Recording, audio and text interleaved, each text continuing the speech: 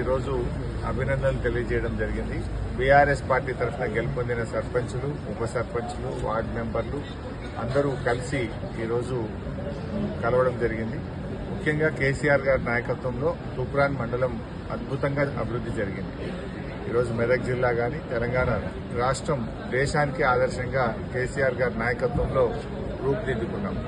2 ఏళ్ల కాంగ్రెస్ పాలనలో పల్లెలను అధోగతి పాలు చేసినారు.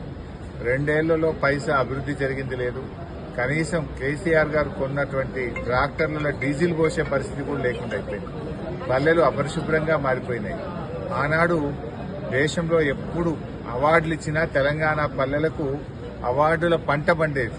కానీ కేసీఆర్ గారు పోయి రేవంత్ రెడ్డి వచ్చినాక గత 2 సంవత్సరాల్లో తెలంగాణకు అవార్డే లేకుండా పోయింది. దేశంలో అవార్డులు ఇస్తే తెలంగాణ పేరు లేకుండా, తెలంగాణ పల్లెలు లేకుండా అవార్డులే ఉండకపోవు. కానీ రేవంత్ రెడ్డి వచ్చిన తర్వాత పల్లెల్ని నిర్లక్ష్యం చేయడం వల్ల, పల్లెల అభివృద్ధి కుంటుపడడం వల్ల ఈరోజు ఒక్క అవార్డు కూడా రానటువంటి పరిస్థితి.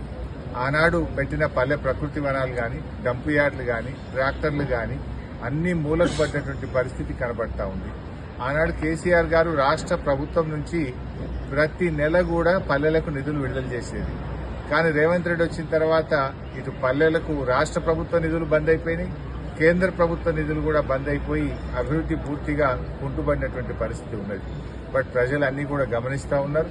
ఇవాళ అద్భుతమైన ఫలితాలు, కాంగ్రెస్ కు దిమ్మ తిరిగే ఫలితాలు ఈ స్థానిక సంస్థల ఎన్నికల్లో వచ్చాయి.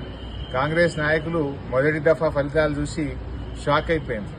2వ దఫా ఫలితాలు చూసి మైండ్ బ్లాక్ అయిపోయింది. ఇక 3వ దశ ఫలితాలు ఇవాళ రాత్రికి వస్తాయి. అంటే 2 దశల ఫలితాలు చూసిన తర్వాత అయ్యో లాభం లేదని చెప్పి డబ్బు సంచులు పట్టుకుని హైదరాబాద్కి వెళ్లి బయలుదేరి ప్రలోభాలకు గురిచేసి అధికార దుర్వినియోగానికి పాల్పడి పోలీసులను ఉపయోగించి మా కార్యకర్తలపై దాడులు చేసుకుంటూ అడ్డగోలు వ్యవహారాలు కాంగ్రెస్ పార్టీ చేస్తూ వచ్చింది. కానీ అంతకంతకు అనుభవిస్తారు. ఇలా దాడులు చేస్తే సహించేది లేదు. ఇప్పటికైనా దాడులు మానుకోండి. మా కార్యకర్తల జోలికి వచ్చినా, మా కార్యకర్తలను ఇబ్బంది పెట్టినా, బలవంతంగా మీరు పార్టీలో జాయిన్ చేసుకోవాలని చూసినా కూడా దానికి తీవ్రమైన పరిణామాలు ఉంటాయని చెప్పి కూడా హెచ్చరిస్తూ ఇవాళ బీఆర్ఎస్ కార్యకర్తలు, ఉద్యమకారులు మా వాళ్ళంతా కూడా ఇవాళ ఈ ఉద్యమకారులే నేడు సర్పంచులుగా, ఉప సర్పంచులుగా, వార్డు మెంబర్లుగా ఎన్నిక కాబడ్డారు. ఇవాళ వాళ్ళకు కూడా తెలుసు మళ్ళా 2 ఏళ్లలో వచ్చేది బీఆర్ఎస్ గవర్నమెంటే. ఎట్లా ఎన్నికలు ఒక 6 నెలలు, ఏడాది ముందుకే వచ్చినట్టున్నాయి.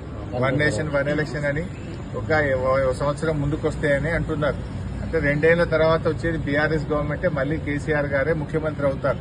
సో ఇప్పటికైనా ఇవాళ ఆలోచించుకోవాల్సిన అవసరం ఉంది.